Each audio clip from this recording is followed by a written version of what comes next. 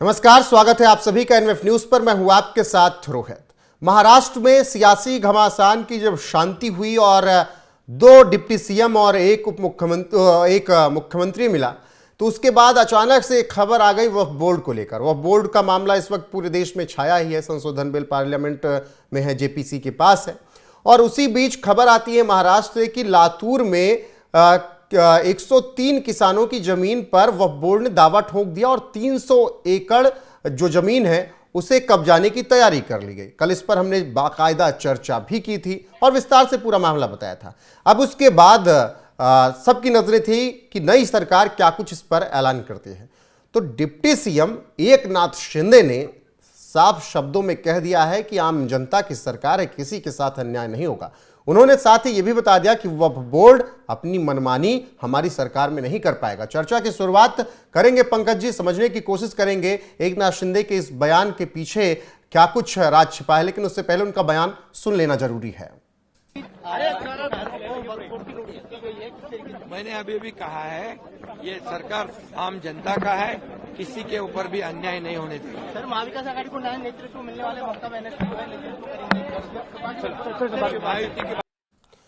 पंकज जी, आम जनता की सरकार है, ठीक है, ये बात एकनाथ शिंदे कह रहे हैं, लेकिन कमी नजर नहीं आ रही डिप्टी सीएम बनने के बाद भी तेवर में उनके। उन्होंने अपने इशारों में बता दिया कि वह बोर्ड की मनमानी महाराष्ट्र में तो चल नहीं पाएगी हमारी सरकार में।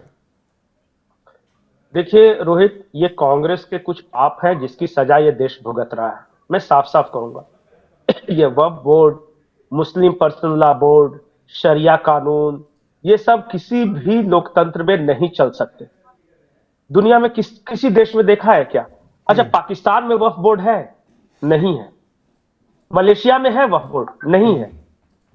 ये क्या है ना, कांग्रेस की ये साजिश थी कि धीरे धीरे वो जमीनों पर उंगली रखते जाएंगे, जमीनें उनकी होती चली जाएगी और धीरे धीरे आधा भूभाग भारत का उनका हो जाएगा। तो एक और बंटवारा।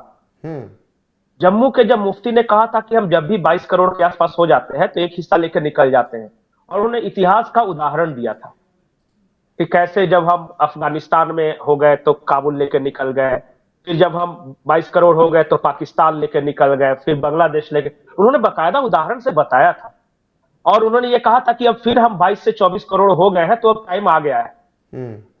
तो ये वक्फ बोर्ड, शरिया, मुस्लिम पर्सनल लॉ बोर्ड, ये सब जो कानून थे ना, ये उसी के लिए बनाए ही गए थे कि उनका काम आसान कर दे। आपको एक खबर पता है कि नहीं आज बनारस में? जी बताएं। एक कब्र थी, पता नहीं किसकी थी, नहीं पता, लेकिन अब वक्फ बोर्ड ने कहा कि उस कब्र, कहा कि यह मजार है और उसके आसपास की जमीन उनकी है। अब जो हमारे रिपोर्टर थे गए गांव वालों से पूछने की ये किसकी कब्र है, बोला कोई ठरकुद्दीन था। मैंने कहा गजब नाम है यार। मतलब कि ऐसा मजार जिसके बारे में किसी को पता नहीं, वो वक्फ बोर्ड की होगा। मजार भी नहीं, वो किसी की कब्र है, वहां पे पत्थर रखा हुआ है, वो वक्फ बोर्ड की होगी। ऐसे तो जहां पे पत्थर गाड़ा हुआ है ये तो उनकी हो जाएगी ना। इसलिए मैं कहता हूं कि इन पे कंट्रोल क्यों जरूरी है। और रही महाराष्ट्र की बात, महाराष्ट्र की बात मैंने कल भी बताया था कि जो किसान है, लातूर के जो किसान, उनके पास उस वक्त के कागजात मौजूद हैं, जबकि वो जिला लातूर था ही नहीं, वो जिला बिदर था और वो निजाम के जमाने के कागजात इनके पास है। अब वक्फ बोर्ड के कहने से क्या होता है? वक्फ बोर्ड ने तो तमिलनाडु में 1500 साल पुराना जो मंदिर था उस पर भी दावा ठोक दिया, और वक्फ बोर्ड ने तो बिहार के बिहटा के पास एक गांव था वहां पे दावा ठोक दिया। तो दावा ठोक, देखिए पहले होता था ये। ये इनका क्या प्लान था पता है? इनको लग रहा था कि महाराष्ट्र में महाविकास आघाड़ी आ जाएगी, और हर शुरुआत में हर जो सर्वे वगैरह थे चुनाव के 2-3 महीने पहले, वो यही बता रहे थे कि महाविकास आघाड़ी चूंकि लोकसभा में अच्छा परफॉर्म किया है तो कांग्रेस की सरकार आने वाली है। तो उसी तैयारी के तहत इन्होंने 2-3 महीने पहले ही दावा ठोक दिया था। लेकिन 23 तारीख को मामला पलट गया। लेकिन पता चला कि मामला पलट गया। अब ये करे क्या? ये कुछ नहीं करेंगे, क्योंकि अब मामला पलट गया तो ये विड्रॉ करेंगे, इनके पास और कोई रास्ता विड्रॉ करेंगे। लेकिन मैं बार बार ये बोलता हूं, बिल्कुल पंकज जी, लेकिन AIMIM के नेता हैं मोहम्मद इस्माइल, कह रहे हैं कि अगर किसानों की जमीन है तो किसान कागज दिखाएं। अच्छा, किसान कागज दिखाए, अब वह बोर्ड क्या दिखाए? जमुनुद्दीन को या वो जो बनारस वाला ठरकुद्दीन है वो कब्र वाला, उसका दिखाए? कागज आप लेके आओ। किसान जोत रहे हैं, पोसेशन में जमीन उनकी है, पीढ़ी दर पीढ़ी जोत रहे हैं, जिसका दावा है उसको पेश करना है कागजात। और किसानों को सुनिए नहीं करना है। पंकज जी, मोहम्मद इस्माइल का आगे तो बयान सुन लीजिए। उन्होंने कहा कि ट्रिब्यूनल कोर्ट देखे कि किसके पास जमीनों का मालिकाना हक है। ठीक है, चलिए हाँ, यहां तक बात और ठीक थी, लेकिन उन्होंने कहा अगर वक्फ के रजिस्टर में वो जगह है तो आज नहीं तो कल वापस ले लेंगे। मतलब अपनी रजिस्टर में लिखा है तो इनकी जमीन हो गई हो। और इस्माइल के घर पे हम रजिस्टर में चढ़ा दे कि इस्माइल का घर मेरा है तो मेरी हो गई, ऐसे ही होगा। और ट्रिब्यूनल कौन? ट्रिब्यूनल वही मूल्य बैठे रहते हैं। उस ट्रिब्यूनल, देखिए मैं साफ साफ बोलता हूं, बहुत दिनों तक इस देश में वक्फ बोर्ड नहीं चलेगा। ठीक है, लोगों को पता नहीं था पहले, नहीं तो इतना जिसपे उंगली रख दिया वो प्रॉपर्टी उनकी, ऐसा होता है क्या? और वो आप जाओ भी गुहार लगाने भी तो कहां जाओ? इसी वक्फ ट्रिब्यूनल में, जहां ऑलरेडी 4 मूल्य पहले ही बैठे रहते हैं। ऐसे चलेगा क्या ये देश?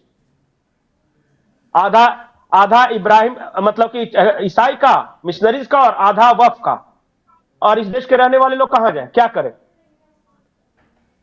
ये सब कुछ नहीं हो। देखिए, ये बटेंगे तो कटेंगे चल गया है महाराष्ट्र में जी। इन्होंने पहले ये की थी। अच्छा बताइए, कैसे बनारस वाले जो कॉलेज था, बिल्कुल, यूपी कॉलेज, वहां 115 साल पुराना है।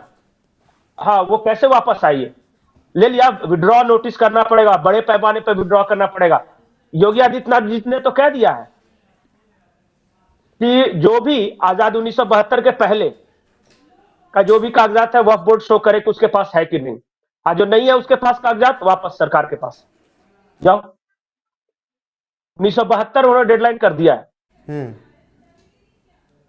और देखिए कुछ नहीं है, ये लोग क्या कर रहे हैं पता है? जहां खाली देख रहे हैं, आप उत्तराखंड की कहानी आप जान ही रहे हैं। बिल्कुल, फॉरेस्ट लैंड में जहां तहां खोद पे मजार बना दे रहे हैं। हाँ।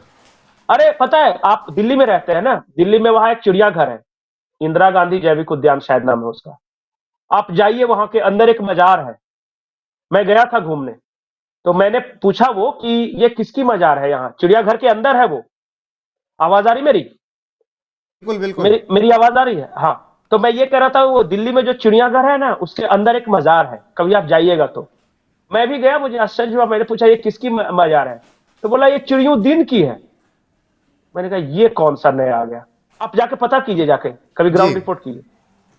मतलब गजब गजब कहानी है। कोई चिड़िया मर गई, उसको वहां पे जमीन में गड्ढा खोद के डाल दिया तो वो चिड़ियों की मजार हो गई।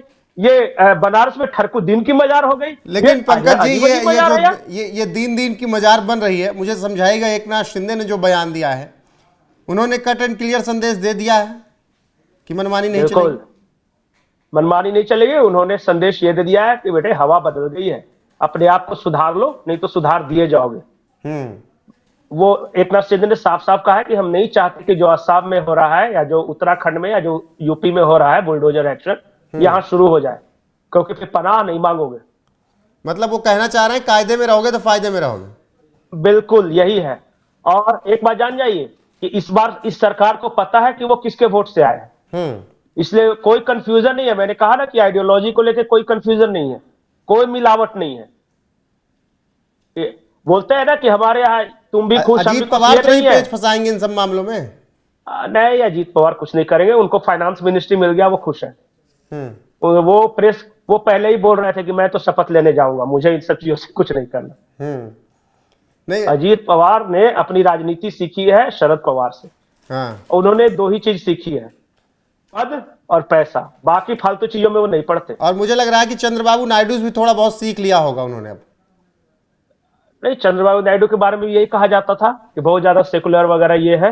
हाँ। सबसे पहले इस देश में वक्फ बोर्ड को भंग करने वाला राज्य बन गया ना। बिल्कुल। एक बात जान जाइए, जो कन्वर्ट होता है वो ज्यादा पक्का मुसलमान बनने की कोशिश करता है, और जो सेकुलर होता है एक बार वो हिंदुत्ववादी हो गया ना, तो फिर और ज्यादा प्रखर हिंदुवादी होता है। बिल्कुल। और वो बात को देख लिया और चंद्रबाबू नायडू को देख लिया। वो बात मुझे उनसे भी याद आती है, वो एक्टर ना और सिंगर भी हैं, पीयूष मिश्रा।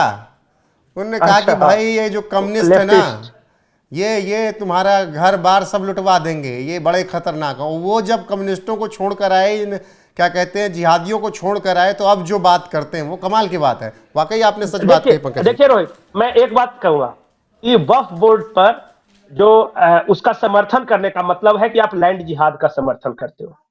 साफ जो भी वक्फ बोर्ड का समर्थन करता है वो लैंड जिहाद का समर्थन कर रहा है, जमीन कब्जाने का समर्थन कर रहा है। बिल्कुल। कल को किसी भी जमीन पे कोई भी एक गाड़ के पत्थर बैठ जाएगा तो वो नहीं होगा। मैंने फ्लाईओवर्स के ऊपर देखे हैं, फ्लाईओवर सरकार ने बना दिया, उसके ऊपर मजार बना दिया। मैंने कहा ये कौन? तो एक कोई बाबा थे बदरुद्दीन, वो मर गए एक्सीडेंट में, हादसे में। तो मैंने कहा तो ये पत्थर यहाँ क्यों गाड़ दिए? ये तो बहुत पुराना है जी। मैंने कहा 3 साल फ्लाईओवर बने हुए हैं, बिल्कुल पुराना है, लेकिन आपने जिस तरीके से कहा कि बहुत दिन तक वक्फ बोर्ड का नाम नहीं दिखेगा, बहुत जल्द नामो निशान मिटाया जाएगा, और एकनाथ शिंदे ने भी बता दिया है कि 300 किसान और 300 एकड़ जो जमीन है 103 किसानों की, वो कहीं नहीं जाने वाली है, क्योंकि ये जनता की सरकार है और हम किससे चुन कर आए ये हमें पता है, हम उनके लिए न्याय भी करेंगे। तो फिलहाल पंकज जी, जुड़ने के लिए आपका बहुत बहुत शुक्रिया। अब दर्शकों की बारी है कि एकनाथ शिंदे के बयान पर उनकी राय क्या है, कमेंट में जरूर बताएं और बने रहें हमारे साथ। नमस्कार।